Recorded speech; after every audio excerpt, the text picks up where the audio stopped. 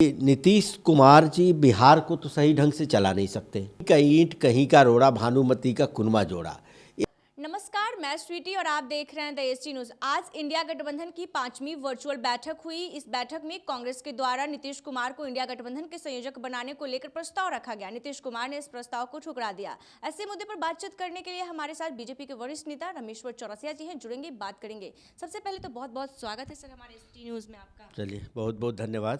Sir, हमारा पहला सवाल आपसे ये है कि नीतीश कुमार अगर इंडिया गठबंधन के संयोजक बनते हैं तो हमारे देश और बिहार पर क्या इसका असर पड़ेगा? देखिए, ये तो भविष्य के गर्त में है ना। आप कहते हैं बनते हैं। नीतीश कुमार जी ने तो जैसा खबर आ रहा है अभी और जैसी सूचना हमें मिली कि नीतीश कुमार जी ने तो ठुकरा दिया है कि मैं बनूंगा नहीं। क्योंकि नीतीश कुमार जी के बारे में अब कहा जा रहा है कि नीतीश कुमार जी बिहार को तो सही ढंग से चला नहीं सकते। तो अब भाई वो ऐसी बड़ी जिम्मेवारी ले ले तो कहाँ वो दौरा कर नहीं सकते। तो इनके अंदर की बात है, इस पर कुछ ज़्यादा मैं कमेंट करता नहीं दूसरी पार्टियों पे। लेकिन फिर भी मैं मानता हूँ कि कहीं का ईंट कहीं का रोड़ा, भानुमति का कुनबा जोड़ा, ये बहुत दिन चलता नहीं है। अब देखिए कैसे यहाँ कांग्रेस को बिहार में सीट देने को ये लोग तैयार नहीं है, उधर ममता जी कांग्रेस को सीट देने को तैयार नहीं है। तो ये गठबंधन, अब चुनाव का समय आने वाला है, गठबंधन चलेगा कि नहीं चलेगा, क्योंकि होगा इस पर भी मुझे डाउट है। अब देखिए, पहले बैठकें होती थी, अब वर्चुअल बैठक होने लगी। अरे वर्चुअल बैठक तो तब की जाती है, अब हम लोग भी करते हैं, जब कोई प्रोग्राम की जानकारी देनी होती है। यहाँ तो आप सीट शेयरिंग करनी है, आपका गठबंधन कैसे होगा, कौन क्या बनेगा। नहीं, इस बैठक में उद्धव ठाकरे नहीं शामिल हुए, ममता बनर्जी शामिल नहीं हुई, क्या कुछ हो सकता अब देखिए, बहुत अच्छा सवाल आपने पूछा।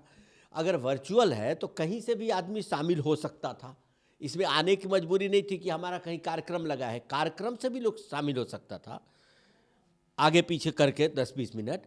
लेकिन प्रमुख ने उतने ही नहीं है, शायद अखिलेश यादव भी शामिल नहीं हुए, कि हुए थे? नहीं, अखिलेश भी नहीं हुए, ममता जी नहीं हुई, उद्धव जी नहीं हुए। लेकिन उद्धव ठाकरे जो है समर्थक किए थे कि नीतीश कुमार संयोजक बने। वो ठीक है, वो नहीं मैं कह रहा हूँ कि आखिर कहीं ना कहीं मामला फंस तो रहा है। ये समर्थन करने की बात नहीं है, कहीं ना कहीं मामला फंस तो रहा है, सामने नहीं आना चाहते हैं। और नीतीश कुमार जी के बारे में तो भविष्यवाणी कोई कर ही नहीं सकता, वो खुद भी नहीं कर सकते। रात को क्या सोचते हैं, दिन में क्या डिसीजन लेंगे, ये नीतीश कुमार ही जानते हैं। इसीलिए उन पर कहना बड़ा मुश्किल है। और हमने तो ये भी सुना है कि उन्होंने लालू जी का ही नाम प्रपोज कर दिया और बाद में बोला कि कांग्रेस से कोई अध्यक्ष होना चाहिए। कुछ देखिए, हमारे राष्ट्रीय अध्यक्ष ने सही बोला था कि ये वर्चुअल गठबंधन है, क्योंकि जब तक आप आपस में बैठेंगे नहीं और बात होगी नहीं, बैठक में लगता है इन लोगों की बात बिगड़ जा रही है और जम नहीं रहा है। इसीलिए देखिए, अपने सेकंड ग्रेड नेताओं को ये लगा देते हैं, फर्स्ट ग्रेड वाले अब नहीं आ रहे हैं। आप देखिए जो समझौते हो रहे हैं, सेकंड थर्ड वाले को लगा देते हैं कि ये देखेंगे, कुछ नहीं भी बनी तो भाई बात नहीं बनी, आगे देखा जाए। एक और सवाल है सर कि जिस तरीके से 22 जनवरी को राम मंदिर का उद्घाटन होने वाला है, प्राण प्रतिष्ठा होने वाला है, लेकिन जो कांग्रेस पार्टी के तमाम जो दिग्गज नेता हैं वो इस कार्यक्रम में शामिल नहीं होंगे, इस पूजन समारोह में शामिल नहीं होंगे, कैसा देखते हैं? आखिर कांग्रेस की क्या वजह है कि ये निमंत्रण को अस्वीकार किया? देखिए, राम जन्मभूमि का जो मुद्दा है बहुत दिनों से चल रहा है। ये कोई हम नहीं बोल रहे हैं, पूजा सभी करते हैं, सबकी आस्था होती है। और ये बात भी सही है कि जब मुगल यहाँ आए तो हमारी संस्कृति को नष्ट करने का बहुत कोशिश किया उन लोगों ने। सिर्फ राम मंदिर की बात नहीं है, अब काशी, मथुरा, अयोध्या तो प्रमुख आप देख रहे हैं। हमारे यहाँ तो सासाराम में भी आप जाइएगा तो ताराचंडी मंदिर है, वहाँ भी ऊपर में मस्जिद बना दिया है। तो वो तो बाहर के आक्रांता थे, हमारे कल्चर को तोड़ना चाहते थे। और जो लोग यहाँ हैं, चाहे वो किसी समाज के हों, उनको ये समाज समझना की बात जरूरी है। राजद के नेताओं के द्वारा राम मंदिर को लेकर टिप्पणी की जा रही है कि मंदिर का मतलब ही होता है गुलामी का रास्ता। मैं उनको ये समझना चाहिए कि राम हमारे ही आराध्य नहीं है।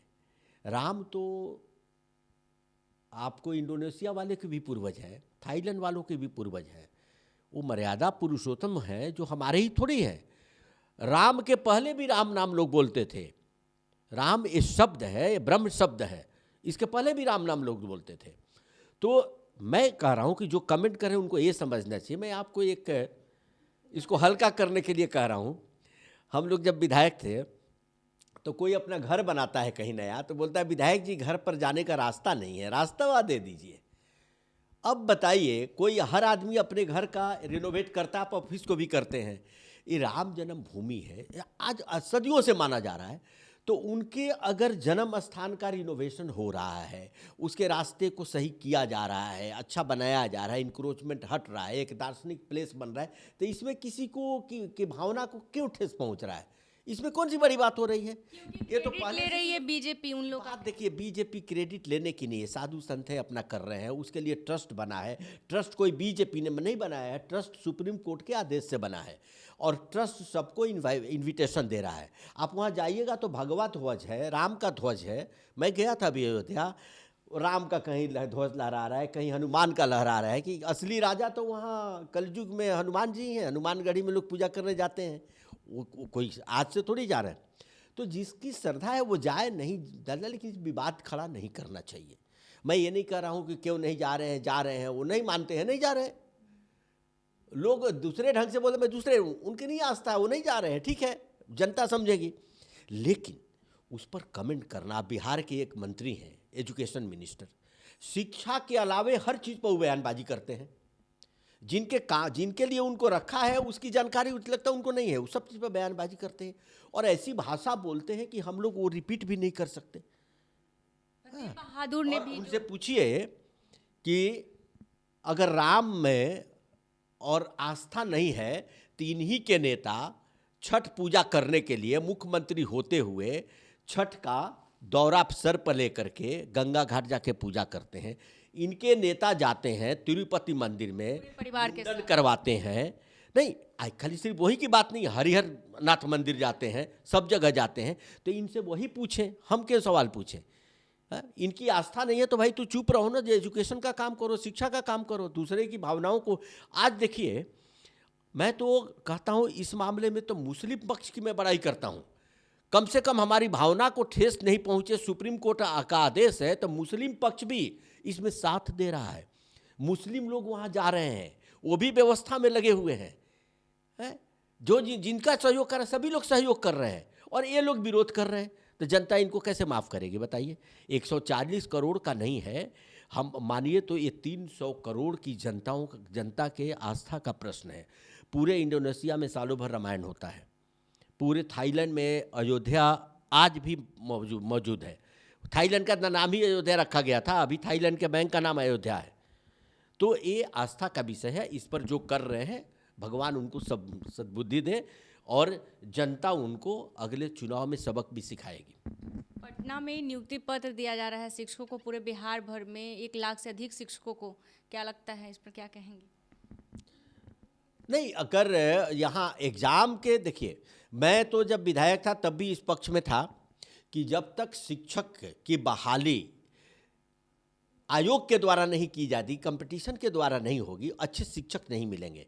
जो शिक्षक की बहाली की गई थी जीते हुए प्रतिनिधि मुखिया वगैरह के द्वारा, आपने देखा कितने उसमें फर्जी। अब मुखिया के वो जांच करने का बेचारे के पास कोई सिस्टम तो है नहीं, मुखिया कैसे जांच करेंगे कि फर्जी है कि नहीं?